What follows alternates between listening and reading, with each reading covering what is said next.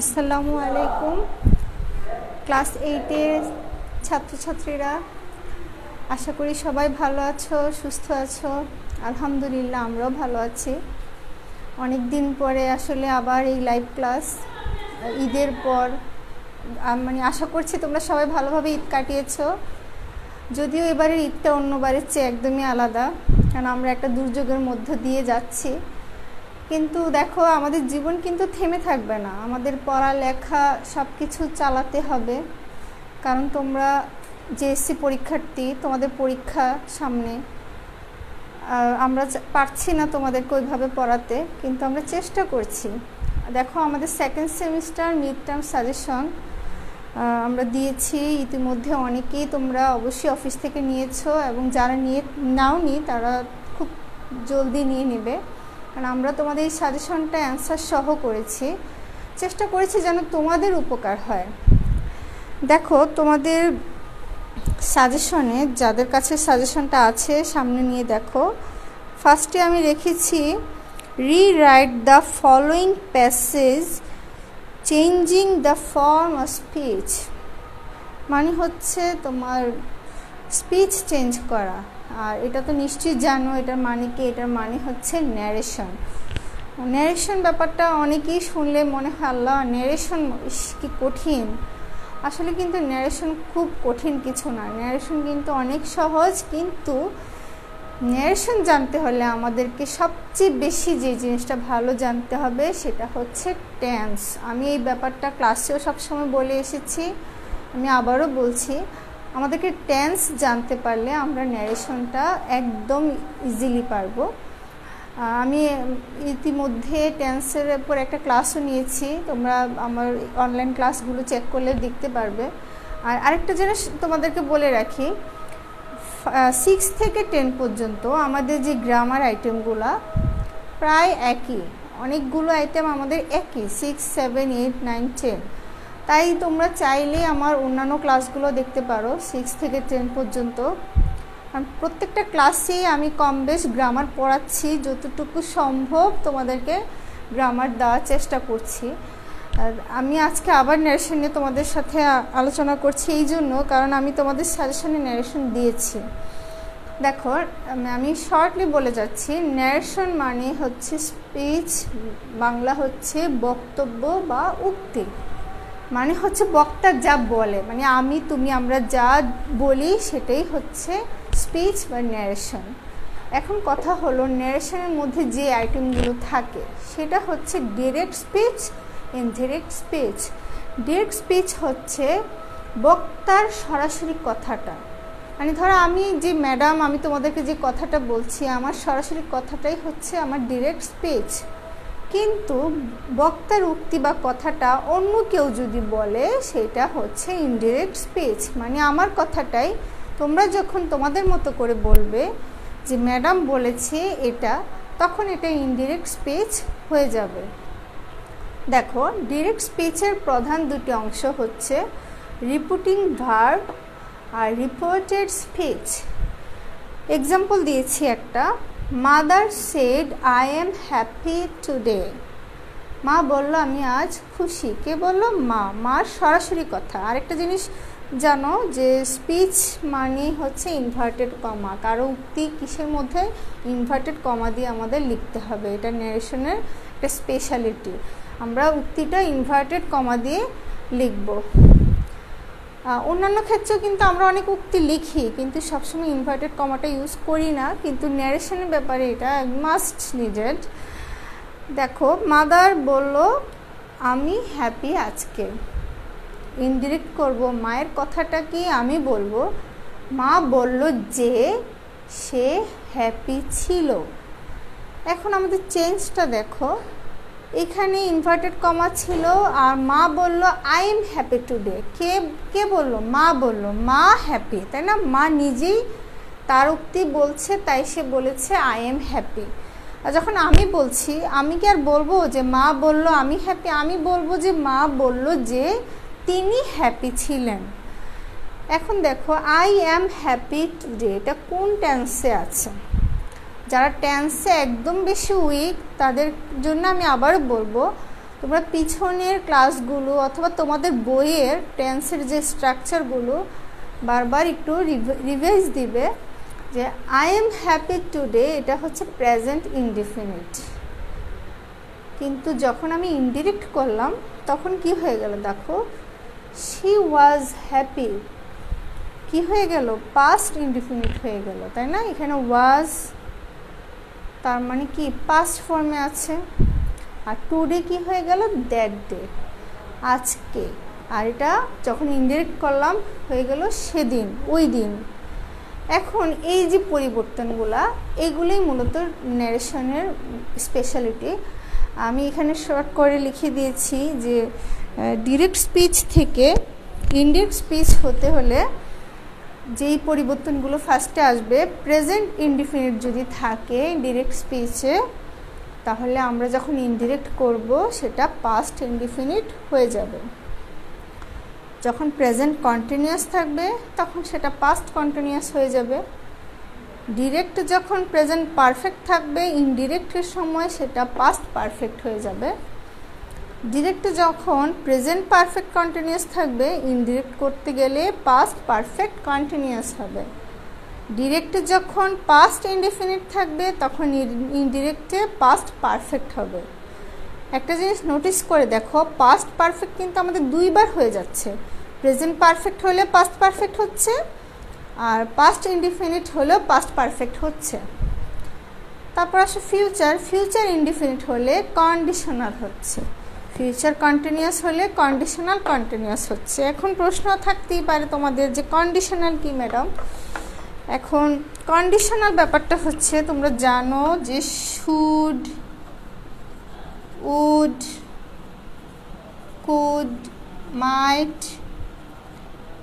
এই জাতীয় যা আছে, শেল, উইল, ক্যান, সব এগুলো সব হচ্ছে কন্ডিশনাল। তার মানে ফিউচারের ইনডিফিনিটের ক্ষেত্রে আমাদের কন্ডিশনালটা চেঞ্জ হয়। শেল থাকলে শুড, উইল থাকলে উড, ক্যান থাকলে কুড, মে থাকলে মাইট। আর ফিউচার কন্টিনিউয়াস থাকলে কন্ডিশনাল কন্টিনিউয়াস হয়, মানে শুড তারপর ভার্বের সাথে আইএনজি, উড ভার্বের সাথে আইএনজি, কুড ভার্বের সাথে আইএনজি। যাই হোক, এখন আমি তোমাদেরকে টেন্সের কিন্তু স্ট্রাকচারটা লিখে দেইনি, কারণ এখানে আমাকে অনেক আইটেম আনতে হচ্ছে আমাদের মূল যে বিষয়টা বোঝানোর জন্য। তোমরা স্ট্রাকচারগুলো বই থেকে নিয়ে নিবে, অথবা আমার আরেকটা লেকচার আছে অনলাইনে, সেটা দেখে নিবে যে আমি কিভাবে স্ট্রাকচারগুলো ডিসক্রাইব করেছি। আরেকটা জিনিস হচ্ছে, এটা তো গেল যে আমাদের টেন্সের যে পরিবর্তনটা। এখন আসো এই ব্যাপারগুলো কিভাবে চেঞ্জ হয়ে যাচ্ছে। যখন ডিরেক্ট স্পিচের কোনো স্পিচের সাথে হেয়ার থাকে ইনডিরেক্ট করতে গেলে সেটা দেয়ার হয়ে যায়। যখন কাম থাকে তখন গো, যখন মাস্ট থাকে তখন হ্যাড টু, টুডে থাকলে দ্যাট ডে, যে এখানেই আছে দেখো, tomorrow the next day, yesterday থাকলে the previous day, last night থাকলে the previous night.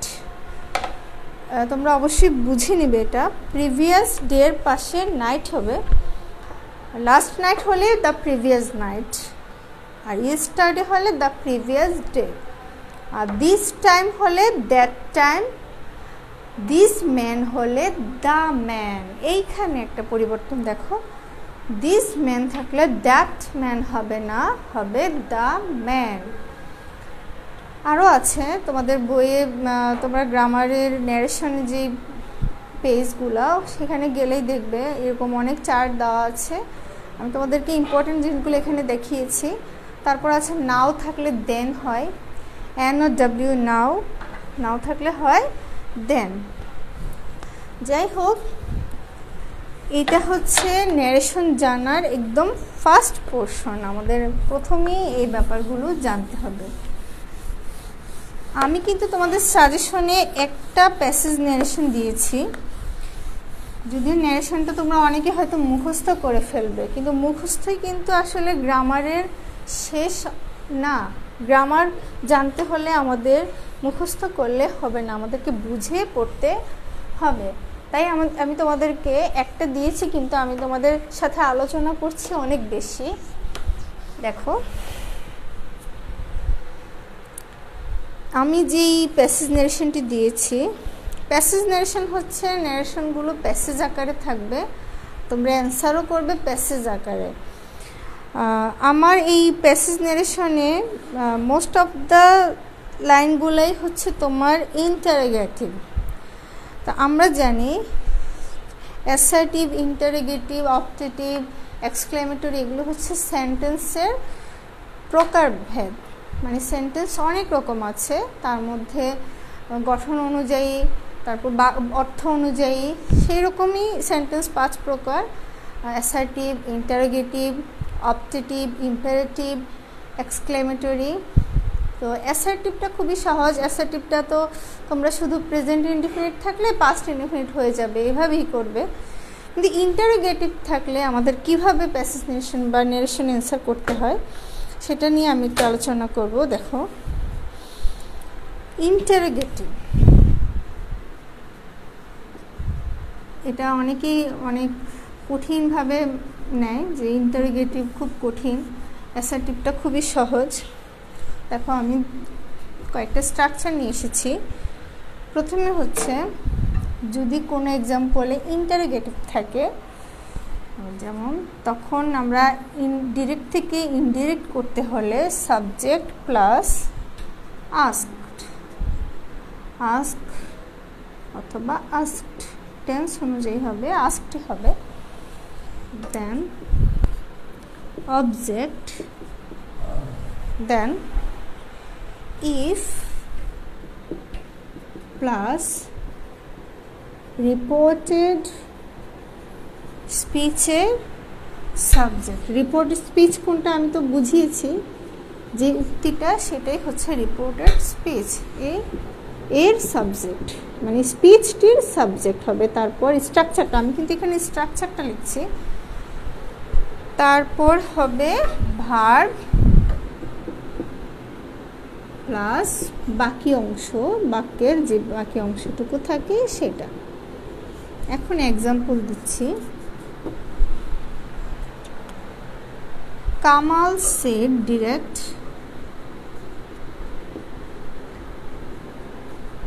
Kamal said to his sister।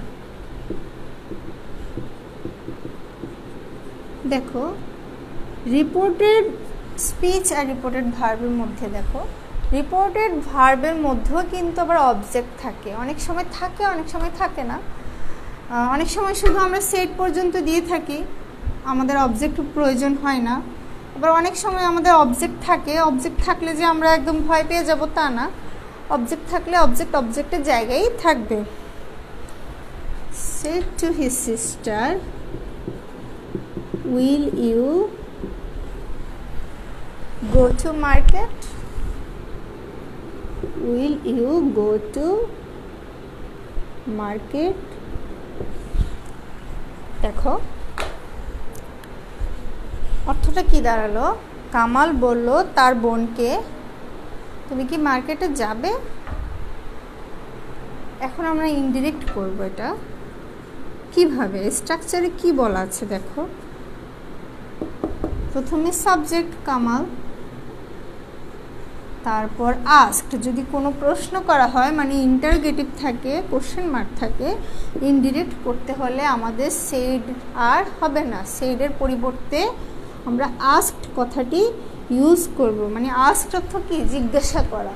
প্রশ্ন করা মানেই তো জিজ্ঞাসা করা, তাই না? আমি তোমাকে যখন জিজ্ঞাসা করব কি ব্যাপার, সেটাই তো একটা প্রশ্ন। কামাল আস্কড, তারপর স্ট্রাকচার অনুযায়ী কি? অবজেক্ট, অবজেক্ট কি? To his sister, to his sister. তারপর কি হলো? ইফ, ইফ মানে যদি। এখানে যে যদি একদম যদি কথাটা বলতে হবে তা না, এখানে মানে অর্থটা সুন্দর দাঁড়ানোর জন্য ইফ কথাটা ব্যবহার হচ্ছে। ইফ কি বলা হয়েছে? রিপোর্টেড স্পিচের সাবজেক্ট, এখানে রিপোর্টেড স্পিচ এটা, ঠিক আছে। Will you go to market, তুমি কি মার্কেটে যাবে? এখানে সাবজেক্ট ইউ, ইউটা কাকে বলা হয়েছে? সিস্টারকে, তাই না? কে বলেছে? কামাল। কাকে? তার বোনকে। Will you go to market? তুমি কি মার্কেটে যাবে? তার মানে এখানের সাবজেক্ট ইউটা কে? ইউটা হচ্ছে কামালের বোন। সে তার বোনকে বলছে will you go to market, তার মানে তুমি কি মার্কেটে যাবে? কে? তার বোন। তার মানে হিজ সিস্টার। হিজ সিস্টার, সে কি? একটা মেয়ে। সিস্টার কি? একজন গার্ল, মেয়ে। তাই এখানে কি হবে? শি। সাবজেক্ট হিসেবে এখানে if she. If she, she মানে হচ্ছে সিস্টারকে বোঝানো হয়েছে। তার মানে রিপোর্টেড স্পিচের সাবজেক্ট এখানে his sister she. If she. এখন যে ব্যাপারটা আমাদের দেখতে হবে, আমরা তো জানি প্রেজেন্ট ইনডিফিনিটে থাকলে ইনডিরেক্ট করার সময় পাস্ট ইনডিফিনিট হয়। এখন এই যে ডিরেক্ট স্পিচটা will you go to market, এটা প্রেজেন্ট ফর্মে আছে, তাই না? যদিও ইন্টারোগেটিভ, কিন্তু টেন্সটা কি? প্রেজেন্ট। তার মানে উইল, তার মানে এটা পাস্ট হয়ে যাবে উড। ঠিক আছে, উইল প্রেজেন্টে আছে, যেহেতু আমরা আমাদের সিস্টেম রুলস অনুযায়ী প্রেজেন্ট ইনডিফিনিট থাকলে পাস্ট ইনডিফিনিট হবে। মানে উইল আছে, তাহলে কি হবে? উড হবে। তাহলে if she would, if she would go to market. এখানে শুধু উইল মূলভাব ওর পরিবর্তন হয়েছে, গো টু মার্কেট। এইখানে আমরা আর প্রশ্ন বোধক মানে ইন্টারোগেশন মার্ক আর দিব না, আমাদের প্রয়োজন নেই। কারণ আমাদের প্রশ্ন করা হয়েছিল ডিরেক্ট স্পিচে, কিন্তু আমরা ইনডিরেক্ট স্পিচ করার সময় এটাকে এমনভাবে লিখেছি যে এটা আর প্রশ্ন আকারে নেই, এটা একটা কথা জিজ্ঞাসা আকারে হয়ে গিয়েছে। দেখো স্ট্রাকচারটা আরেকবার, যখন সাবজেক্ট থাকবে তারপর আস্কড, তারপর অবজেক্ট। অবজেক্ট যদি থাকে তাহলে অবজেক্ট হবে, আর যদি তোমার রিপোর্টেড ভার্বে কোনো অবজেক্ট না থাকে তাহলে অবজেক্ট হবে না। তারপর হচ্ছে ইফ, তারপর রিপোর্টেড স্পিচের সাবজেক্ট। এই জিনিসটা তোমাকে মাথায় বুদ্ধি রেখে করতে হবে, যে এলোমেলো সাবজেক্ট দিলেই হবে না। এখানে তুমি ইউ দিতে পারো না, ইউটাকে সেটা তোমাকে বের করতে হবে। তুমি তোমাকে বারবার প্রশ্ন করো, বা এই সেন্টেন্সটাকে বারবার প্রশ্ন করো, এখান থেকে কে? ইউটা কে? His sister. হিজ সিস্টার হচ্ছে শি, তাই আমি শি দিয়েছি, শি। তারপর উইল কি হয়েছে? উড, কারণ প্রেজেন্ট ইনডিফিনিট কি হয়ে গেছে? Past indefinite. ক্লিয়ার? সেকেন্ড স্ট্রাকচারে চলো।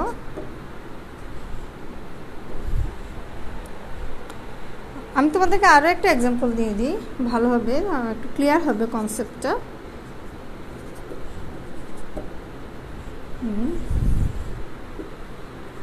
Direct speech. Teacher said to the student,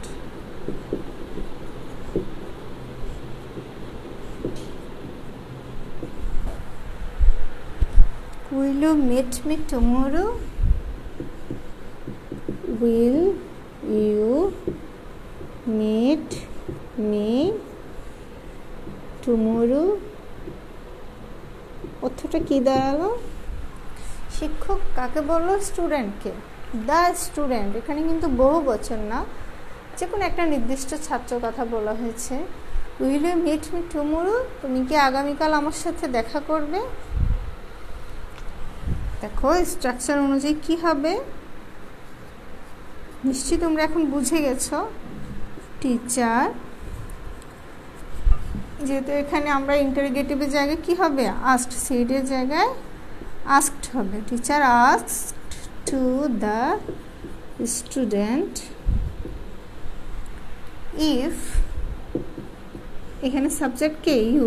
Yuta কে? The student. তাহলে কি হবে? The student. তুমি দ্য স্টুডেন্টও লিখতে পারো, অথবা হিও লিখতে পারো, অথবা শিও লিখতে পারো। এখানে তোমার হি শি লিখলেও কোনো ভুল হবে না, বা দ্য স্টুডেন্ট লিখলেও ভুল হবে না। যেহেতু ইউ বলেছে, তাহলে ইফ হি অথবা শি দিলাম আমি, হি অথবা শি উড মিট,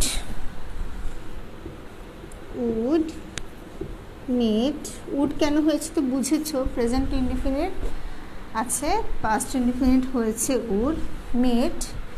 এখন যে ব্যাপারটা আমাদের খেয়াল করতে হবে, ন্যারেশনে কিন্তু একটা লাইনে অনেকগুলো আইটেম থাকে, চেঞ্জ করতে হয়।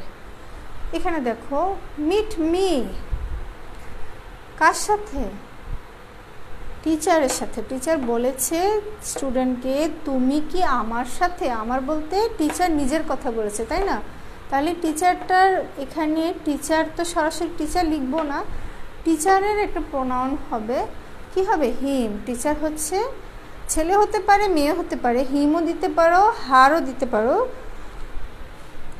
তাহলে ইফ শি অথবা হি উড মেড হিম অথবা হার। টুমরো হলে কি হবে? আমরা জানি টুমরো হলে the next day, the next day.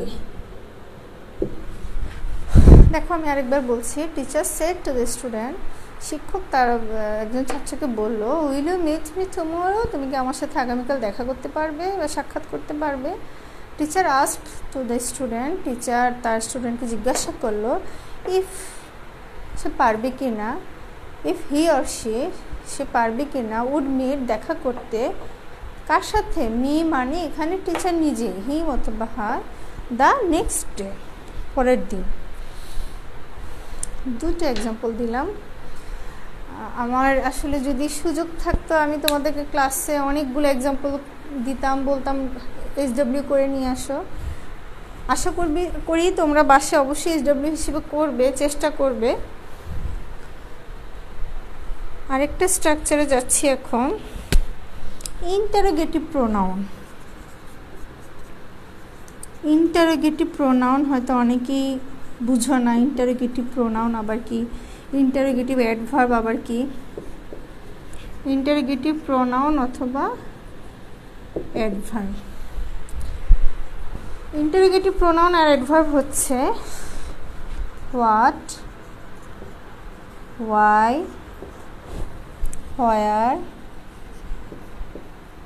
How, whom, which, whose, এগুলো সব হচ্ছে ইন্টারোগেটিভ প্রোনাউন। হু, তারপর হু।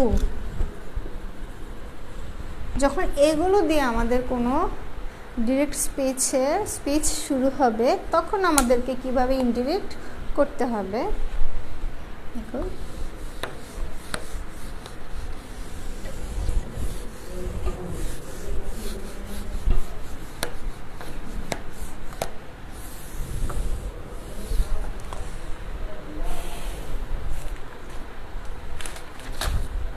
দ্য পুলিশ সেড, আমি স্ট্রাকচারটা লিখলাম না, আমি সরাসরি এক্সাম্পলে চলে গেলাম। দেখো বুঝাচ্ছি, direct. The police said to the man,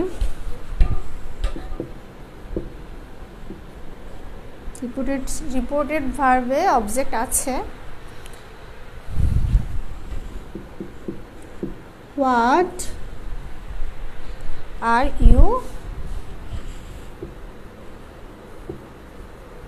are you playing? প্রশ্নবোধক চিহ্ন মানে interrogation mark. Direct speech, the police said to the man, police কাকে বললো? মানুষকে বললো, ওই লোকটিকে বললো, হোয়াট আর ইউ প্লেইং, তুমি কি খেলছো? হোয়াট, তার মানে এখানে হোয়াটটা কি? এখানে হোয়াটটা হচ্ছে ইন্টারোগেটিভ প্রোনাউন। যখন এই জাতীয় বা অ্যাডভার্ব এই জাতীয় জিনিসগুলো থাকে ইন্টারোগেটিভ রিপোর্টেড স্পিচে, তখন আমরা ইনডিরেক্ট করার সময় আগের মতোই যদি ইন্টারোগেটিভ থাকে আমাদের আস্কড কথাটা লিখতে হবে। The police asked two the man, এই ক্ষেত্রে আমাদেরকে আর ইফ কথাটা লিখতে হবে না, আমরা সরাসরি প্রোনাউনটি লিখে ফেলবো। এখানে ইন্টারোগেটিভ প্রোনাউন কি? হোয়াট।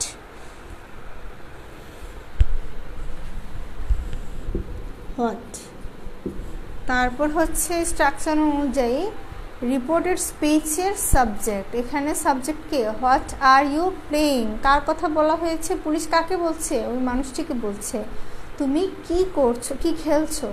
হোয়াট আর ইউ, এখানে ইউটা কে? The man. দ্য ম্যান অবশ্যই এখানে পুরুষ, যেহেতু এখানে উমেন বলা হয়নি, ম্যান বলা হয়েছে, তাহলে কি হবে? হি হবে। তার সাবজেক্ট কি হবে? হি। হোয়াট হি। আর আরেকটা যেই জিনিসটা বারবার মনে রাখতে হবে, টেন্সের ব্যাপারটা, প্রেজেন্ট ইনডিফিনিট আছে what are you playing, present continuous, sorry, what are you playing, তাহলে আমরা কি লিখবো এখন? পাস্ট কন্টিনিউয়াস হয়ে যাবে, what he was playing, sorry, আর ইন্টারোগেশন মার্কস হবে না। Is that clear? আমি আরেকবার বলছি, the police said to the man, police মানুষটিকে বলল, হোয়াট আর ইউ প্লেইং, তুমি কি খেলছো। আমাদের স্ট্রাকচার অনুযায়ী ফার্স্টে হচ্ছে রিপোর্টেড ভার্বের সাবজেক্ট দ্য পুলিশ, সেড তার পরিবর্তে হবে আস্কড, যেহেতু এটা ইন্টারোগেটিভ, তারপর হচ্ছে অবজেক্ট টু দ্য ম্যান, তারপর হচ্ছে যা প্রোনাউন যেটা থাকবে সেটাই, যখন যেটা থাকে সেটাই, হোয়াট আছে এখানে, হোয়াটই হবে। তারপর হচ্ছে এই স্পিচের মধ্যে কোনটা সাবজেক্ট, এখানে হোয়াট আর ইউ, ইউটা কে? কাকে বলা হচ্ছে? দ্য ম্যানকে, তো দ্য ম্যান হচ্ছে পুরুষ, তাই হি, সাবজেক্ট এখানে he. What he was playing, was playing কেন হলো? আর প্লেইং মানে হচ্ছে প্রেজেন্ট কন্টিনিউয়াস, তাই আমরা প্রেজেন্ট কন্টিনিউয়াস যখন থাকবে ডিরেক্টে, আমরা ইনডিরেক্ট করার সময় পাস্ট কন্টিনিউয়াসে নিয়ে যাব, ওয়াজ প্লেইং, তখন আর আমাদের ইন্টারোগেশন মার্কস হবে না। আমি আরও একটা এক্সাম্পল দিচ্ছি,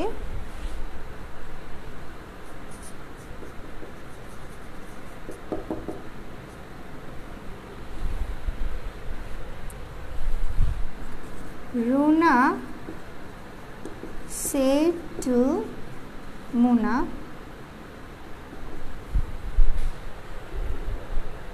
why do you always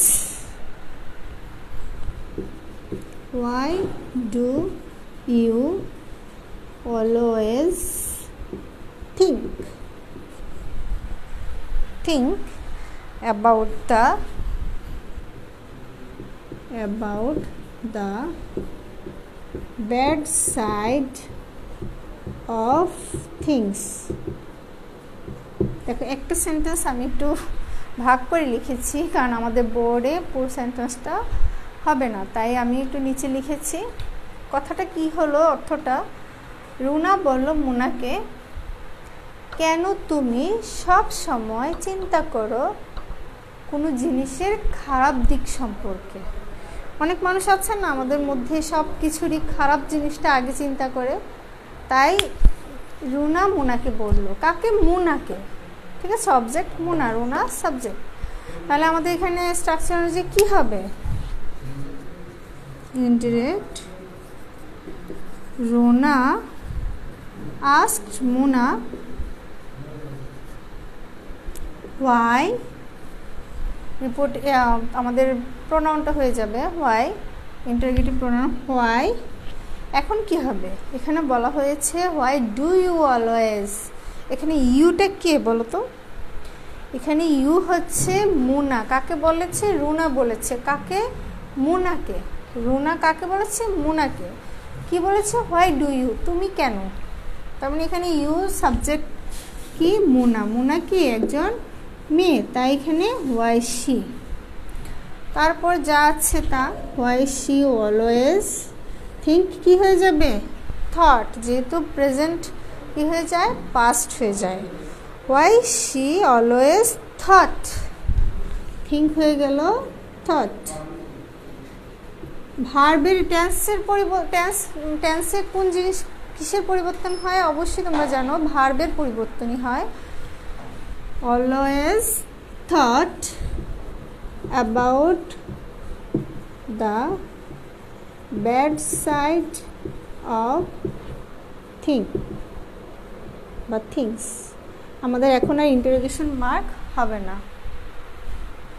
দেখো এক্সাম্পলটা, রুনা মুনাকে জিজ্ঞাসা করলো কেন তুমি সব সময় কোনো জিনিসের খারাপ দিকটা চিন্তা করো। এখন দেখো সাজেশনে সেটি কি দেওয়া আছে, দ্য ওল্ড ম্যান সেড, বৃদ্ধ লোকটি বলল, can you give me some food, তুমি কি আমাকে কিছু খাবার দিতে পারবে। Can you give me some food, can আমরা কি জানি, ক্যান হচ্ছে অক্সিলারি ভার্ব। আমি তোমাদেরকে একটা এক্সাম্পল দিয়েছি উইল দিয়ে, তাই না।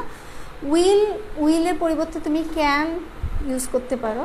মানে অক্সিলারি ভার্ব দিয়ে যদি তোমার কোনো ইন্টারোগেটিভ সেন্টেন্স শুরু হয় তাহলে কি হবে, can you give me some food, the old man asked if she could give him some food. এখন হচ্ছে প্যাসেজ ন্যারেশনের কিছু নিয়ম আছে। আমরা যদি এভাবে ন্যারেশন চেঞ্জ করতাম তাহলে একটা একটা করে সেন্টেন্স লিখে দিতাম, হয়ে যেত। কিন্তু প্যাসেজ ন্যারেশনে হচ্ছে কি একটা গল্প আকারে থাকে, গল্পটাই সাজিয়ে আমাদের আবার ইনডিরেক্ট ফর্মে নিয়ে আসতে হয়। এখানে বলা আছে the old man said can you give me some food, বৃদ্ধ লোকটি বলল আমাকে কিছু খাবার দিতে পারবে। I have been starving for 2 days, আমি 2 দিন ধরে কি হচ্ছে না খেয়ে আছি, মানে ক্ষুধায় আছি, ক্ষুধায় ভুগছি। ঠিক আছে, তারই কথা, পুরো কথাটাই কি তার, I have been starving for 2 days। এখন যেহেতু পুরো কথাটাই তার, আমি এটা অ্যান্ড দিয়ে যুক্ত করব, যেহেতু দুটোই তারই কথা। তাহলে কি হলো, the old man asked if she could give him some food and added that, যেহেতু একজনই কথাটা বলছে তার দ্বিতীয় কথাটাকে আমি অ্যাডেড দ্যাট দিয়ে লিখবো। যদি একজনের কথা 3 বার হয়, 3টা কথা বলে, তাহলে অ্যাডেড আমি আবার ইউজ করতে পারবো। তার মানে এই কথাগুলোকে আমি অ্যাডেড দিয়ে ইউজ করব, যেহেতু এটা passage narration. Added that he had been starving for 2 days। এখন কথা হলো হি হ্যাড বিন কেন হলো, কারণ দ্য ওল্ড ম্যান বলেছে আই হ্যাভ বিন। কে বলেছে, the old man, I have বিন। তার মানে কি হ্যাভ বিন কি প্রেজেন্ট পারফেক্ট কন্টিনিউয়াস। আমরা জানি প্রেজেন্ট পারফেক্ট কন্টিনিউয়াস থাকলে কি হবে, পাস্ট পারফেক্ট কন্টিনিউয়াস হবে। তার মানে আই হ্যাভ বিন স্টারভিং কি হয়ে যাবে, হ্যাভ বিন হয়ে যাবে হ্যাড বিন স্টারভিং। এখন আই কে, দ্য ওল্ড ম্যান, তার মানে হি, দ্য ওল্ড ম্যান তার মানে কি হবে পুরুষ, তাই হি। কি হলো, added that he had been starving for 2 days। একটা উক্তি আমাদের কমপ্লিট হয়ে গেল। সে 2টা কথা বলেছে, একজনই বলেছে, তাই আমরা অ্যাডেড দিয়ে 2টা সেন্টেন্সকে একসাথে করে দিয়েছি। একটা ইন্টারোগেটিভে, একটা অ্যাসার্টিভে আছে। সেকেন্ড লাইনে দেখো, the man said why do you bag, তুমি কেন ভিক্ষা করো। কে বলল, ওই মানুষটি, মানে বৃদ্ধ লোকটি যার সাথে কথা বলছিল সে বলল যে তুমি কেন ভিক্ষা করো, বেগিং কেন করো। এখানে দেখো হোয়াই দিয়ে আছে, তাই না, ইন্টারোগেটিভ হোয়াই দিয়ে। আমরা হোয়াইয়ের স্ট্রাকচারটাও জানি, তাহলে কি হবে, the man asked why he begged. যেহেতু হোয়াই ডু ইউ বেগ প্রেজেন্টে আছে, তাহলে এটা কি হবে, পাস্টে চলে যাবে, হোয়াই হি বেগড, কেন সে ভিক্ষা করতো। আবার একই জিনিস দেখো, ওই একটা মানুষেরই উক্তি দুইবার করা হয়েছে, একবার ইন্টারোগেটিভ তারপরে আবার ইন্টারোগেটিভ। ক্যান্ট ইউ ওয়ার্ক, তুমি কি কাজ করতে পারো না, মানে একজনই বলছে, লোকটি কি বলছে, তুমি কেন ভিক্ষা করো, তুমি কি কাজ করতে পারো না। একই সাথে 2টা উক্তি, তাই না, 2টাই 2 রকম কথা। তো প্রথমটা তো আমরা জানলাম কি হবে, the man asked why he begged and added. একইভাবে আমরা আবার অ্যান্ড দিয়ে অ্যাডেড কথাটা ইউজ করবো। অ্যান্ড অ্যাডেড সাথে সাথে সে আরও অ্যাড করলো, কি করলো, if he could not work, সে কি কাজ করতে পারে না। কারণ আমরা জানি কান্ট ইউ ওয়ার্ক, ক্যান দিয়ে শুরু, উইল দিয়ে অক্সিলারি ভার্ব দিয়ে শুরু হলে ইফ দিয়ে তুমি স্ট্রাকচারটা কমপ্লিট করতে পারো। আর যেহেতু নেগেটিভ ফর্মে আছে, ক্যান্ট হয়ে যাবে কুড নট, ক্যান নট কি হয়ে যাবে কুড নট, প্রেজেন্ট ফর্মটা হয়ে যাবে পাস্ট ফর্ম। নেগেটিভ সেন্টেন্সটা ঠিকই নেগেটিভই থেকে যাবে, শুধু প্রেজেন্ট টেন্সটা হয়ে যাবে পাস্ট টেন্স। ক্যান নট কি হয়ে যাবে কুড নট। তার মানে ক্যান নট ইউ ওয়ার্ক কি হয়ে গেল, হি কুড নট ওয়ার্ক। হি কেন হলো? কারণ স্ট্রাকচার অনুযায়ী আমরা জানি ইফের পরে তারপর হচ্ছে রিপোর্টেড স্পিচের সাবজেক্ট হবে। এখানে রিপোর্টেড স্পিচের সাবজেক্ট হচ্ছে হি, কারণ হচ্ছে দ্য ম্যান। এখানে if he could not work, old ম্যানের কথা বলা হয়েছে, তাই হি কুড নট ওয়ার্ক হয়েছে। কুড নট কেন হয়েছে? কারণ প্রেজেন্টটা পাস্ট হয়ে গেছে, ক্যান নট কুড নট হয়ে গিয়েছে।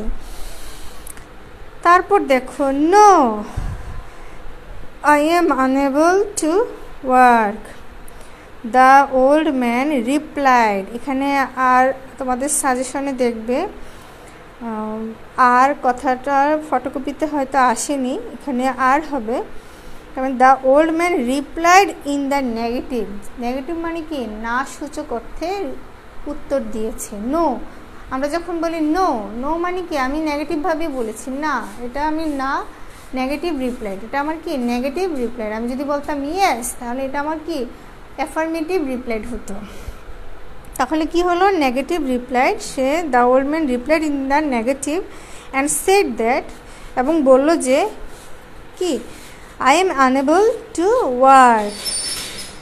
That he was unable to work. I am unable কি? প্রেজেন্ট ইনডিফিনিট আছে, ইনডিরেক্ট করার সময় পাস্ট ইনডিফিনিট হয়ে গেছে, he was unable to work। এখন বলতে পারো যে ম্যাডাম অনেক সময় রিপোর্টেড ভার্ব পরে স্পিচ আগে থাকে, এই ব্যাপারে তোমরা অবশ্যই ঘাবড়াবে না। Reported speech, reported verb passage ন্যারেশনের সময় একটু আগে পরে হয়ে যায়, কিন্তু আমাদের যখন যেখানে থাকে সেখানেই ইউজ করতে হয়, অথবা তুমি সাজিয়েও লিখতে পারো। যেহেতু এখানে বলা হয়েছে no I am unable to work said the old man, কিন্তু আমি কি করেছি? ইন্টারোগেটিভ ইনডিরেক্ট করার সময় রিপোর্টেড ভার্বকে আগে নিয়ে এসেছি, and said that he was unable to work. আশা করি তোমরা বুঝেছ। আর অবশ্যই আমার ক্লাসটা যদি না বুঝে থাকো, বারবার আমার ক্লাসটা পজ দিয়ে দিয়ে দেখবে। আর কোনো সমস্যা হলে অবশ্যই আমাদেরকে ফোন করবে, অথবা এখানে কমেন্টে জানাতে পারো। আর বাসায় বেশি বেশি প্র্যাকটিস করবে।